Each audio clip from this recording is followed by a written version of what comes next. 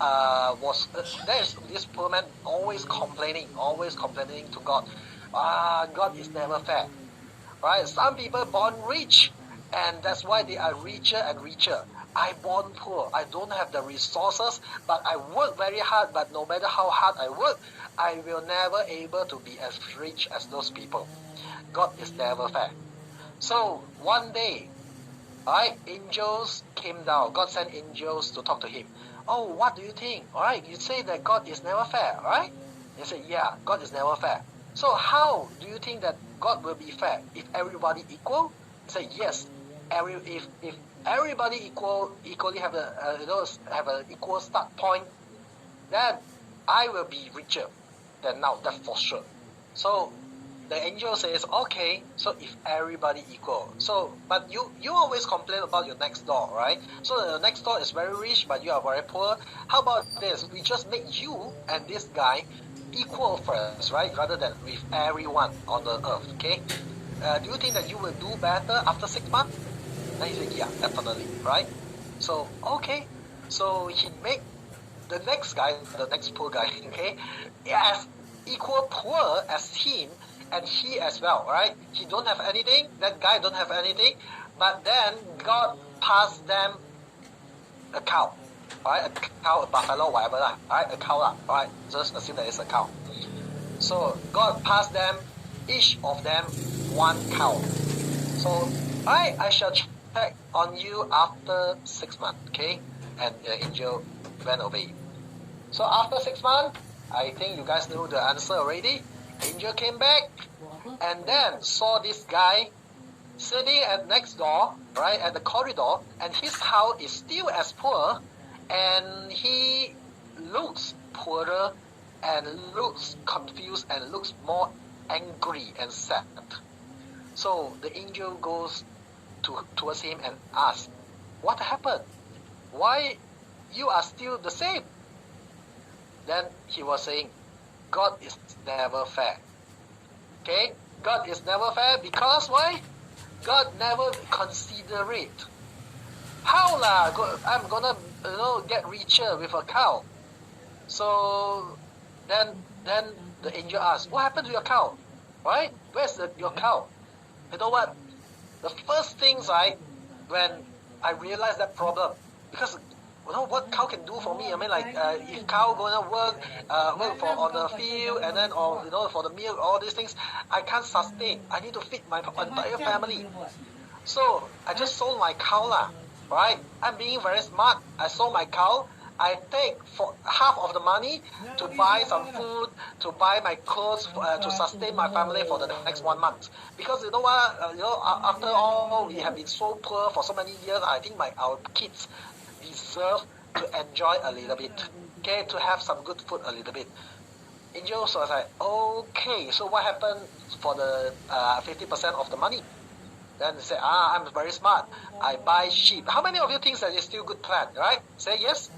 So he buys sheep, right? He buys some sheep. So after that, the sheep, right?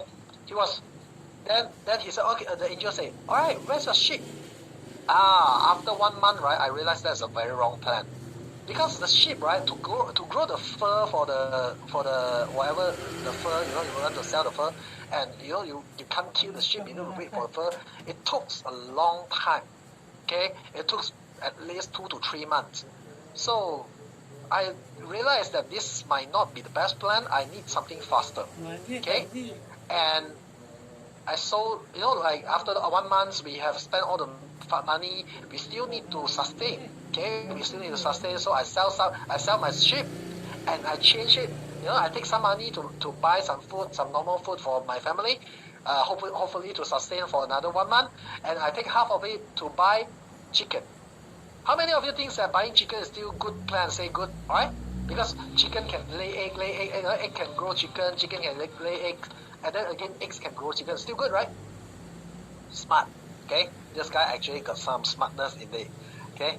And alright, right? Angel says, okay, so what happened to your chicken?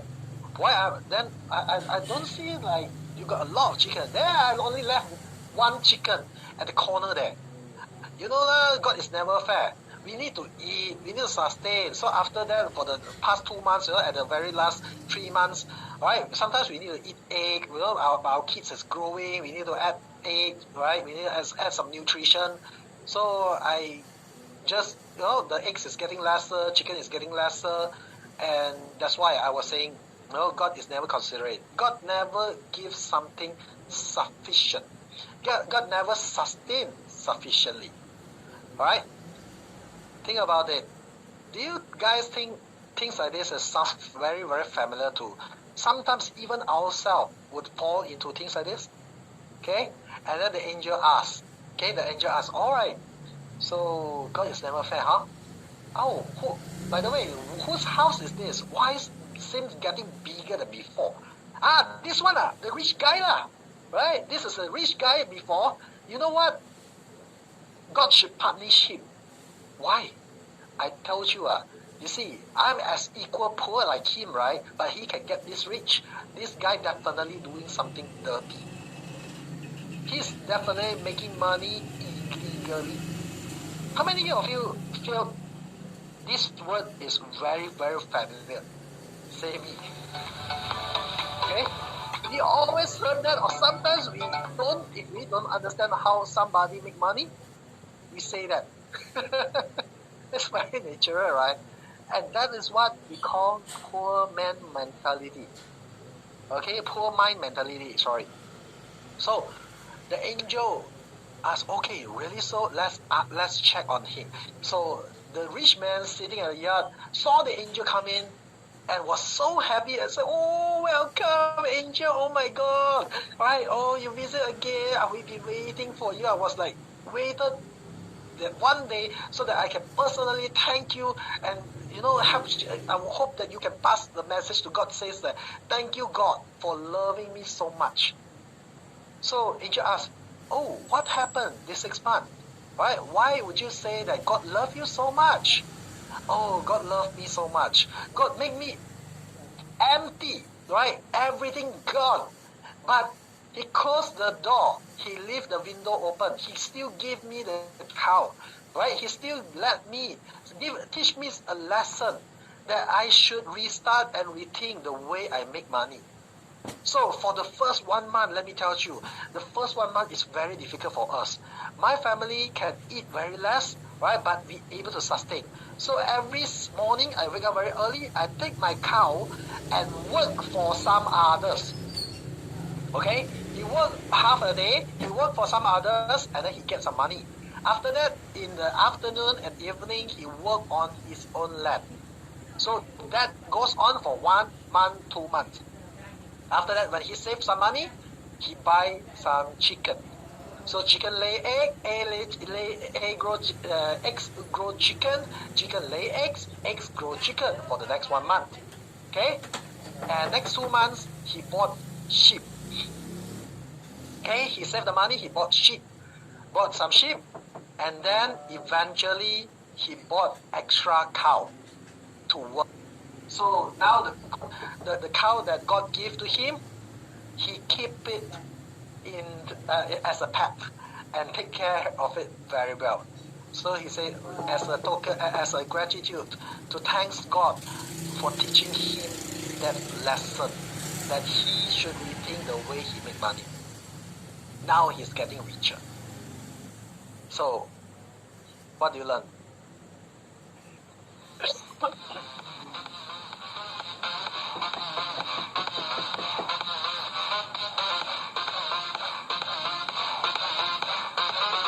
Everyone, this mindset makes a huge difference, yes?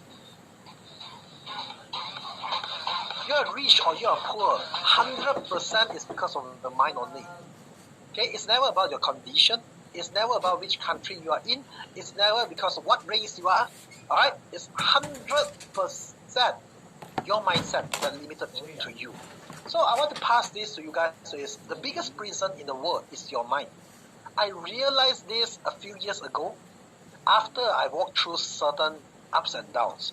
I realized that sometimes there is things that I don't dare to do, but in fact, I don't dare to do because of my poor mind mentality. While somebody already up there been telling me, do this, just do this, but I'm hesitating. Okay? But the moment I walk through, I pass through, then only I realize, oh my God, I've been stuck in my own prison. Everyone in this world, right, will never ever walk out your prison. You only can have a bigger prison. The only people that walk out from the prison is either saints or prophet. Okay? It's some saints or prophet or some high achievement monk maybe, right? But mindset, okay, mindset is the things that determine your life. So, why am I telling all this? Why am I telling all this? I want you to start reflect. Sometimes we made some decision. It's about us. Same things goes to marketing. The moment we can't decide on doing something, right? Why some people they spend money, right? They spend ad spend, they can keep on make more money back. But some people they spend money and then they just like, oh, I've spent 500 ringgit. I think that's it for me. Too much already. You know what? That has limited their wealth. Their mind limited their wealth. And if today you want to sit in as the marketer, as an entrepreneur, as a business owner, regardless of all these challenges you need to face, you need a strong mind. Okay, you need a strong mind. And not just that, you actually need to know yourself very clearly. What does it mean? Today, do you think that your customer and you got any big difference? You are human, they are also human. You have the desire, they have the desire. You have family, they have family. Okay? Deep down in there, it's not about the physical. It's never about the physical. It's about what is it in there. So if you don't even know yourself, if you don't even realize the trap of your mind, how are you going to understand the mind of your consumer? Sun Tzu says, okay, art of war, know thyself, know thy enemy. 1,000 battles, 1,000 victories. Socrates, in his entire life, he never ever read. He couldn't read. Okay? But he is a great thinker. He is a great thinker. But my point to you guys is, first thing he always say, know thyself. How much do you think that you know yourself? If today you chose to venture into whatever business you are in, I'm pretty sure you are driven. You are excited. You are passionate about certain things in that business, not just purely about money. Yes or no? If you are only about the money, you need to think again. If it is only about the money, you need to think again, seriously. Definitely you choose, there's tons of ways to make money in this world. But why you chose the path that you chosen? And do you really understand your motive on that things itself? Once you understand that, you will understand what is the things you should use to attract your customer as well. You know, in Chinese, we always got this yin yang, which means everything that is two-sided. Every single items in this world, every single problems or any single opinions or any single action, that is always two-sided. Okay, one is the bright side, one is the hidden side, and that is what I'm gonna tell you next in today's lesson, which is the fundamental needs of human that drive every single decision making. How many of you excited of that? Say me.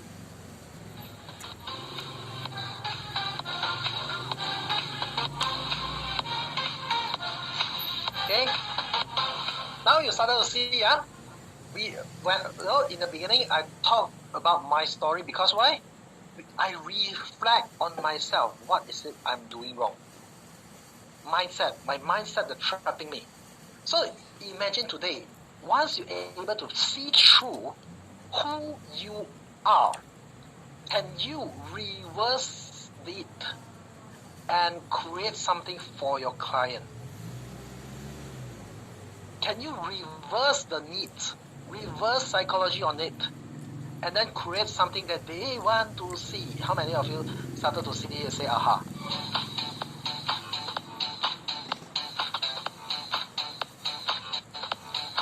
I hope it's not confusing, huh? All good?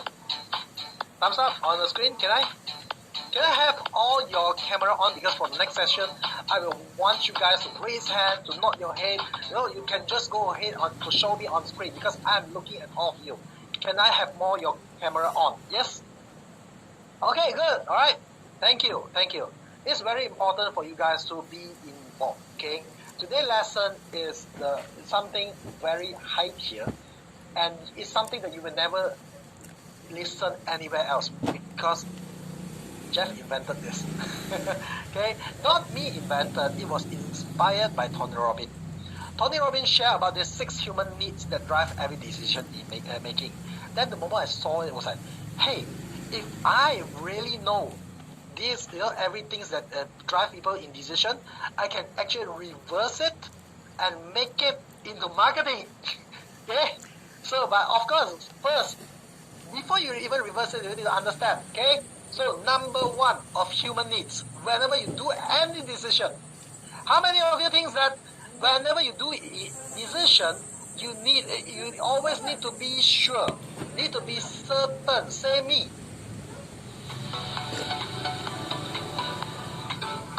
You need it to be certain. You need to be sure. Whenever you buy something, you go to review, you go check on review, you go ask your friend, you ask everyone, then only you buy.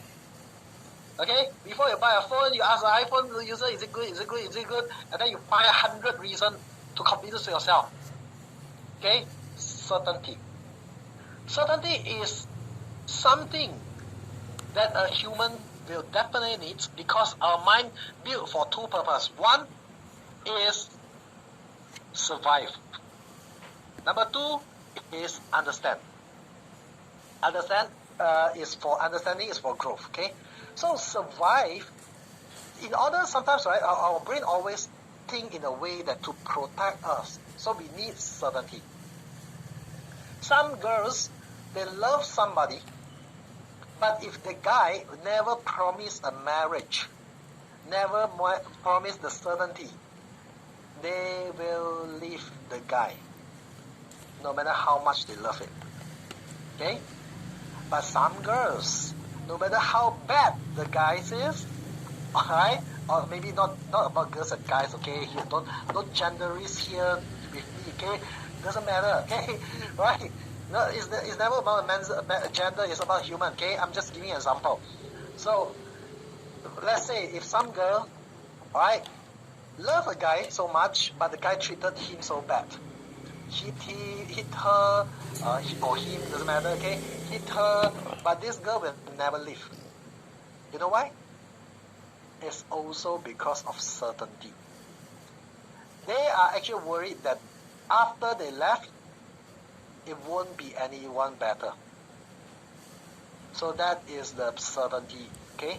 And as well as they are in that situation, they will create 1,000 of the reason why they shouldn't leave. But one day, even in the relationship, okay, let's say, let's talk about the one that he loved this guy so much, but this guy never want to marry him. Never wanted a marriage, but they living very happily, okay? It doesn't matter, right? Sometimes marriage is just paper, right? But if suddenly one guy that appear to be promising, but this girl doesn't really love him so much, but at least she can able to get certainty from this guy, she will jump ship. Okay, and she will create 1,000 of reason of why she is no longer loving with this guy. See it? So that is humanity. Okay? And you guys, you see, in our life, right? Not just that, even today, if your loved one come to you, will you give advice on the most risky advice, or will you always give advice on the safest advice? Which one? Risky or safest? You always advise your loved one the safest. Okay? They will always tell them, oh, so you want to take risks, is it? Why not you don't go with this one first, you go with this one first, right? Yes? That's how we always advise. But one more extra things for you guys. Yes? You guys want something extra that not relate to this in life? You want to raise your hand? So, do you think that in our life, right, if we always go with the safest one, if we always listen to people that really care with us, listen to their advice, always walk the safest path, do you think our life will be great? Yeah, so suddenly everyone starts shaking it. And life needed risks. Isn't it all the best memories that you ever have? It's the things that you are doing in impulse, in aggressiveness, in excitement, that you just, let's fuck it, let's just do it, right? And all the best memory in your life is from things like this. Yes, how many of you agree? And you know what? Sometimes, right, the worst decision is always when you rationalize too much. Okay? Now, let me tell you the truth. The moment you rationalize a lot, it just means one thing. You already wanted that things, or you already don't want it. Reason, USP. Okay, you heard about USP in marketing? USP does not use to convince them. Even if you did not provide a lot of USP, believe me, if your customer love whatever you're offering, they themselves will help you create a lot of the USP. So actually, right, product USP is to help them to convince themselves. But in prior of, they need to love your product first. They need to have a feel that they need your product first. And that is never the USP. And USP is always for the rationalized. So never